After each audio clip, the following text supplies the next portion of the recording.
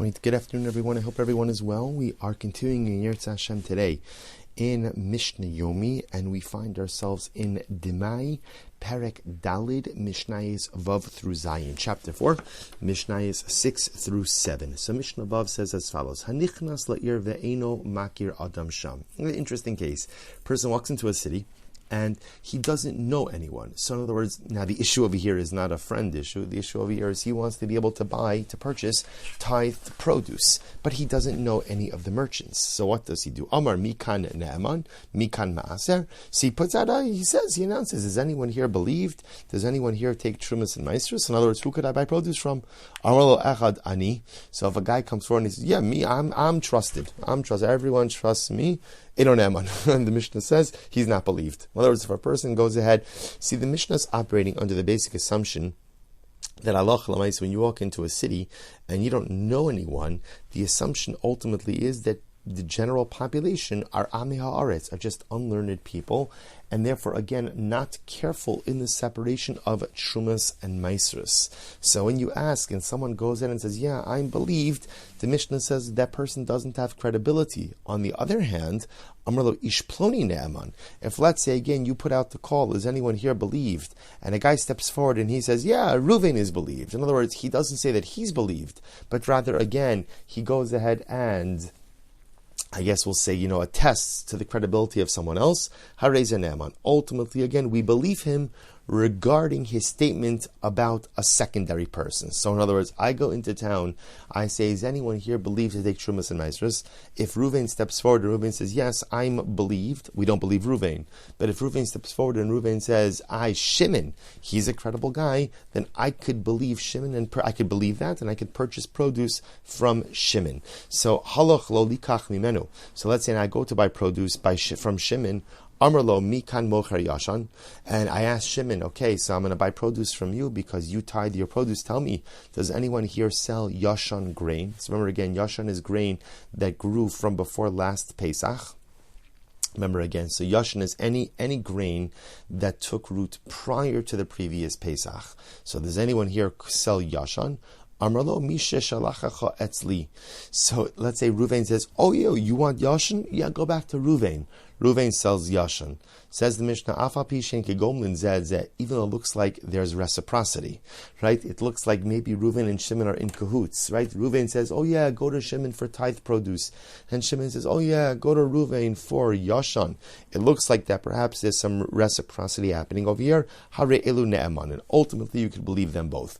Obviously, the idea that Bartanura brings down over here, that Chazal are relaxing their standards a little bit because I'm traveling. And that's why, again, the Mishnah prefaces this halacha by saying, Hanichnas le'ir. We're talking about someone who's on the road. And so because I'm on the road, I don't know. So we allow you to ultimately be a little bit more mekel, to be a little bit more lenient. Beautiful. Mishnah Zayin. Hachamar shenichnusu le'ir. So another interesting case. Let's say Chamar and our donkey drivers. So remember again, these donkey drivers are selling their goods. In this case, they're selling grain. So watch this. Amar echad shali chadash shel chaveri yashan shali eno metukan v'shel chaveri metukan. So listen to this case. Reuven and Shimon walk into a city, and Reuven says, you know what? To be honest, my produce, my wheat is chadash, but Shimon, his produce is yashan. Now remember again, you're not allowed to eat chadash. There's a whole discussion contemporarily about what we're obligated to do with chadash and yashan, but certainly in times of the Beis Hamikdash, so any grain that took root out after last Pesach cannot be consumed until this year, the second day Pesach, when the carbon omer is brought. So the Mishnah is operating under the assumption that you cannot consume chadash. So in this case, something interesting happens over here. So Reuven and Shimon, two donkey drivers, two merchants come into my city. Reuven says, listen, my produce is yashan, but my produce is chadash, but Shimon's got the yashan. He's got the kosher produce. Or Reuven says, my produce, I don't tithe. But Shimon, he's so makbid, he's so careful, he tithes everything. What's the halacha? Eino ne'emanin. Ultimately, again, they're not believed. Now, why are they not believed? Because halacha l'maisa looks like they're in cahoots, right? It looks like there's some degree of reciprocity over here.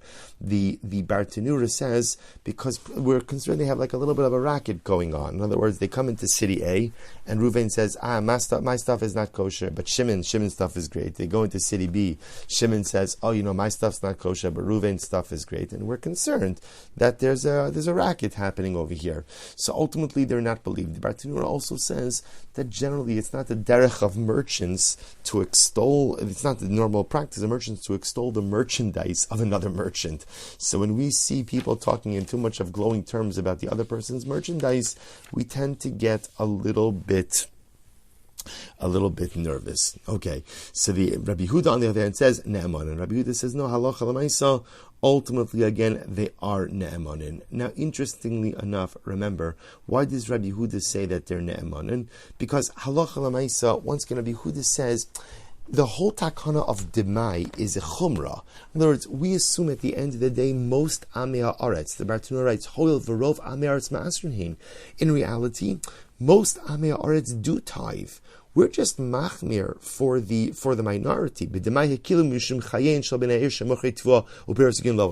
See, here's what's interesting. So, Rabbi Huda said we could be makel here. We want merchants to come. Right? The city wants merchants to come because the more merchants that come, the greater the selection of produce, and the greater the selection of produce, hopefully, again, the lower the prices become. So because it's in the best interest of the townspeople for the merchants to come in, therefore, halacha l'maisa, we believe the merchants when Reuven says, my stuff is chadash and my stuff is not tithe, but Shimon's stuff is great. So we believe them. The Bartenura himself says, Ein halacha Rabbi Yehuda. The Bartenura says the halacha does not follow Rabbi Yehuda. The halacha follows the first opinion, namely that when we see two merchants walking into town like this, we are concerned that they are in cahoots with each other, and we do not believe their respective testimony regarding the other. All right, we'll stop over here. Mazel tov, everyone, finishing the fourth parak. Wishing everyone a great day.